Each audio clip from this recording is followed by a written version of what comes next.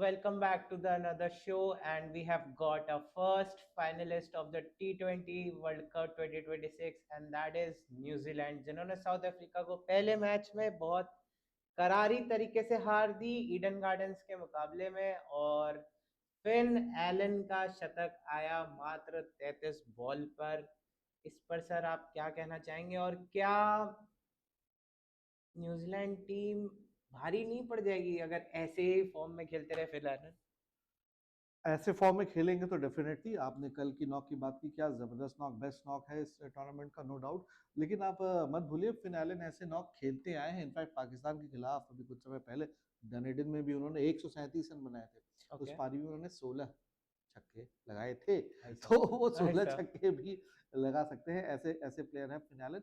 और न सिर्फ फिन एलन, हम जानते हैं फिलिप्स कितने खतरनाक हैं उनकी टीम में। रचिन रविंद्र चलिए उस लीग में उतना नहीं मारते, लेकिन हर कोई मारने वाला बैट्समैन नहीं चाहिए। तो ओवरऑल एक अच्छी टीम है न्यूजीलैंड की। फिर आप उनका स्पिन अटैक देखिए, सैंडनर और सोडी, और उसके बाद फिर ब्रेसवेल और अगेन फिलिप्स और अगेन रचिन रविंद्र। तो स्पिन डिपार्टमेंट बहुत स्ट्रांग है उनका। तो ओवरऑल एक अच्छी टीम है। और जिस तरह से उन्होंने साउथ अफ्रीका, जो कि ऑन पेपर सबसे स्ट्रांग टीम नजर आ रही थी इस वर्ल्ड कप में, जैसा धोया उन्होंने उनको, 13 ओवर में हार गए।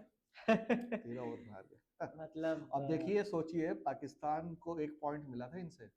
हाँ तो वॉश आउट मैच था वो। हाँ वो कोई काउंट ही नहीं कर रहा। अरे उसी वक्त धुल के वो बाहर हो जाते थे। वो बच गए थे वहां पे न्यूजीलैंड के साथ, सबसे स्ट्रॉन्गेस्ट टीम के साथ, उनको वॉश आउट। और लेकिन जो आपका सवाल, भारी पड़ जाएगी अगर इंडियन टीम, तो पहले तो इंग्लैंड से निपटे और उसके बाद डेफिनेटली इजी नहीं होने वाला है। लेकिन चलिए देखते हैं, भारतीय टीम के पास भी उनके भी हौसले बुलंद है। फिलहाल सेमीफाइनल तो निकाल लें। सैम करन ने एक बात बोली कि this time Wankhede will be at silence. What do you think?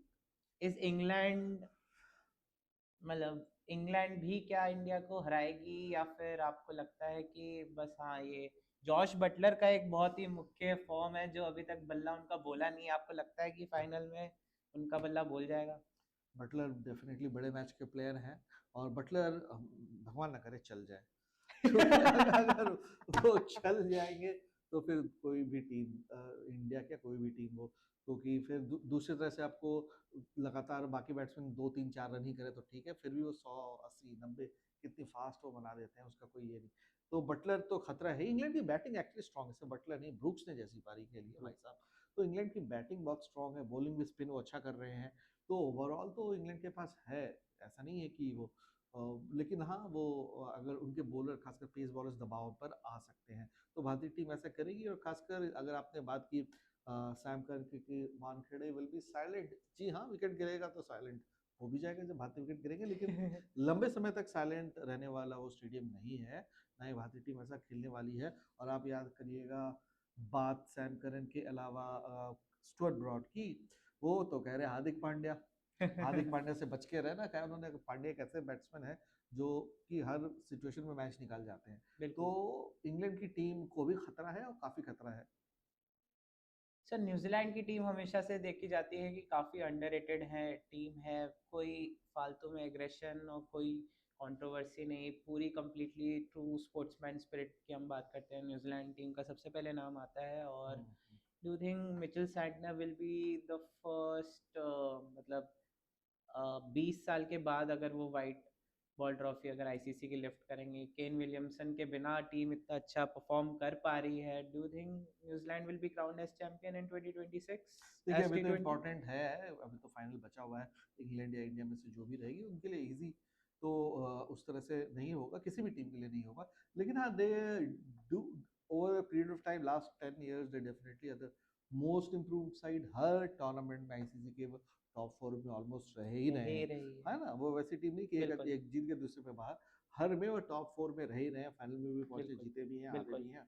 तो वो कंसिस्टेंसी दिखाता है। न्यूजीलैंड, मैंने काफी क्रिकेट कवर भी किया है। आपको हैरानी होगी कि उनका पूल ऑफ क्रिकेटर्स बहुत छोटा है। बिल्कुल 350 400 प्लेयर ही हैं जो क्रिकेट खेलते हैं। बिल्कुल 4 5 उनकी स्टेट टीम्स हैं जो खेलती हैं अलग अलग काउंटीज से, और उनका जो मतलब जो उनका लोकल टूर्नामेंट होता है।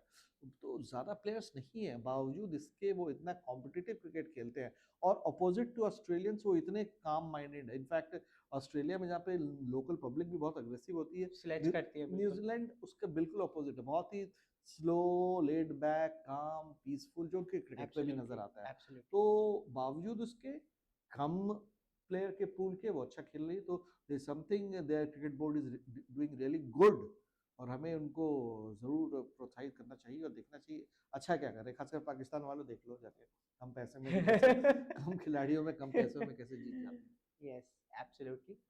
One final question will be कि न्यूजीलैंड 2019 का फाइनल हारी।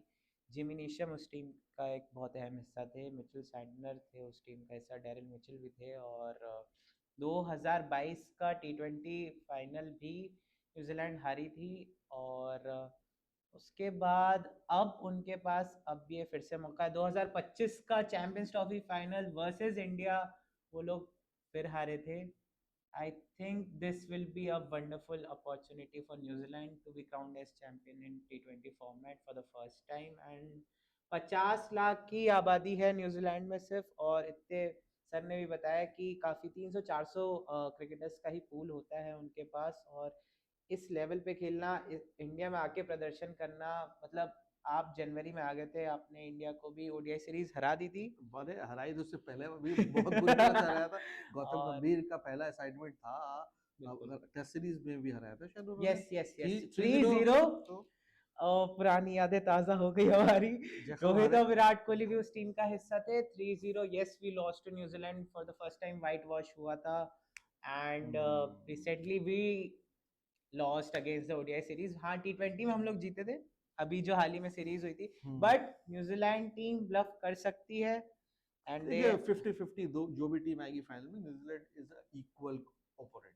आप उनको कम लेकर के नहीं खेल सकते, बराबरी का वो रखिए, और देखिए किस तरह से आप उनके वीकनेसेस को एक्सप्लॉइट कर सकते हैं, कैसे आप उनको दबाव में डाल सकते हैं। ओके। खासकर अगर आपके स्पिनर्स चल गए तो शायद आप, हालांकि उनके पास बैट्समैन हैं जो स्पिन खेलते हैं, लेकिन अगर आपके स्पिनर्स चल गए और उनके स्पिनर्स को आपने ज़्यादा चढ़ने नहीं दिया अपने ऊपर, तो फिर आपके पास भी चांस होगा जो भी टीम पहुंचती है फाइनल। सर एक बहुत अहम सवाल आता है, Modi stadium, Narendra Modi stadium is, if India qualifies for the final and if we are seeing India New Zealand final, क्या बैड लक हमारे साथ है क्या?